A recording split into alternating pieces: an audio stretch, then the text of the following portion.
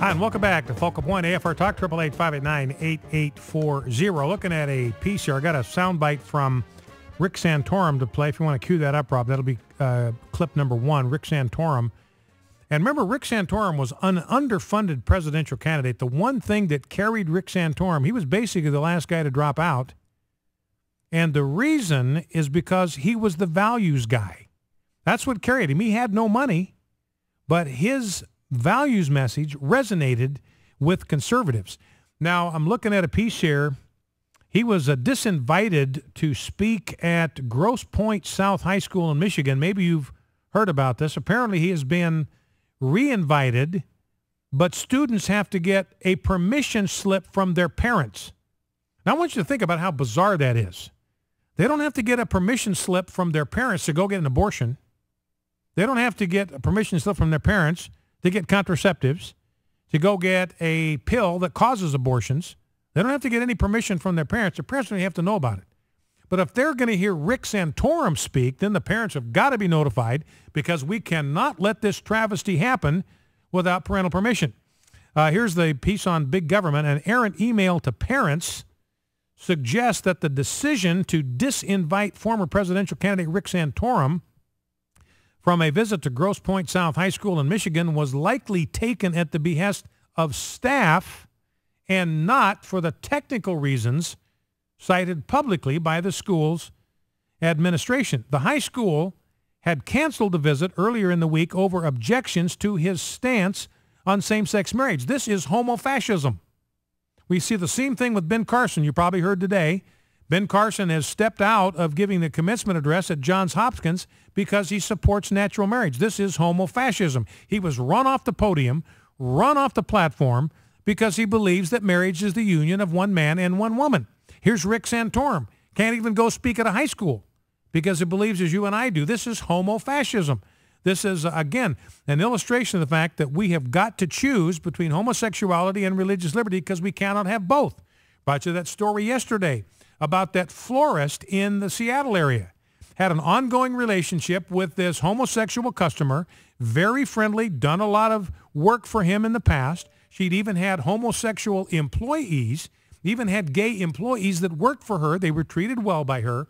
This gay customer wanted to get married, because you can do that in Washington now, and asked her to provide a floral arrangement for the wedding, and she said, I can't do it. I'm a Christian. I love you. I care for you. But I believe marriage is a union of one man and one woman. And so I'm not going to be able to do a floral arrangement for your wedding. That florist now has been sued not by the gay client, is being sued by the Attorney General of the state of Washington. This is homofascism. And again, it illustrates my point. We have to understand this is not a benign thing.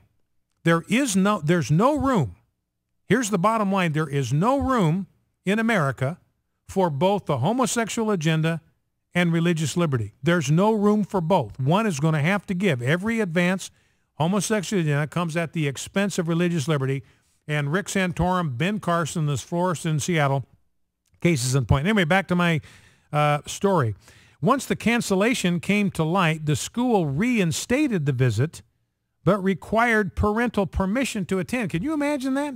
It's like they invited Larry Flint to come. They invited a pornographer to come.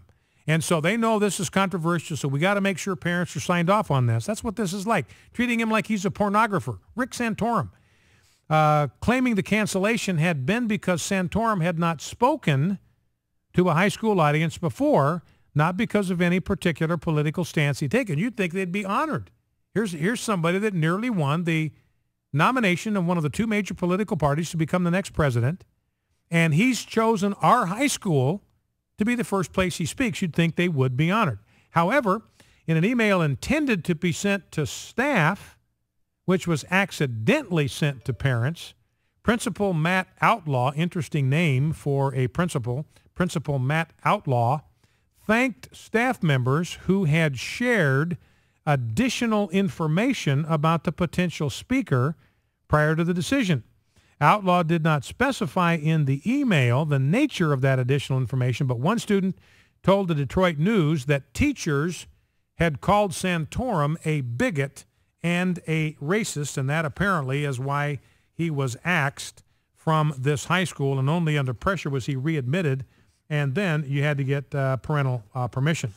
So again, I'm trying to find that story that I've got on Ben Carson. I guess I'll have to go from memory on that because I can't find it in my stack right here. But again, Ben Carson scheduled to be the commencement speaker. Here it is. Ben Carson steps down as Johns Hopkins commencement speaker after controversial comments. His Fox News, he stepped down Wednesday as the commencement speaker for the university. Carson sent medical school dean Paul Rothman a letter saying he didn't want to, quote, distract from the celebratory nature of the day, end quote. Now, Fox News says Carson in recent weeks has backtracked on comments he made about gay marriage. Now, here's the problem. Ben Carson never should have apologized in the first place. Ben Carson did not say a single solitary thing for which he needed to apologize. He simply spoke the truth about natural marriage. And he says no group, I don't care what group it is, no group has the right to redefine marriage. It's God's institution. God's created it. God's defined it. No group, I don't care who they are, has the right to redefine marriage. And he's never backed away from that position. He never, ever should have apologized because they take that, the left, just like Muslims, they take any sort of conciliatory tone as a sign of weakness and they just move in for the kill. So you'd think if he apologized for this, the left, they're the ones that always want to tell us how tolerant and how compassionate they are and how generous they are. And we're the meanies. We're the ones that are mean-spirited. We're the ones that hate people. We're the ones that whatever. And yet you'd think, well, if people are all about compassion, they'd forgive him. He apologized, let him go. He can go back and speak. But they get you down on the floor. They're going to go for the jugular vein. Now, on Friday, this is just last Friday, Rothman, who is the dean of the medical school, released a statement calling Carson's comments offensive and said the university recognizes, quote, that tension now exists in our community because hurtful, offensive language was used by our colleague, Dr. Ben Carson, when conveying a personal opinion. Dr. Carson's comments are inconsistent with the culture of our institution. So Johns Hopkins now remember, this was a school. Johns Hopkins stopped doing sexual reassignment surgery, surgical mutilation surgery to help people change their physical characteristics to adapt to this gender identity disorder. They're so mixed up in their head that a guy thinks he's a girl thinks he's a guy. I mean, that's how mixed up they are.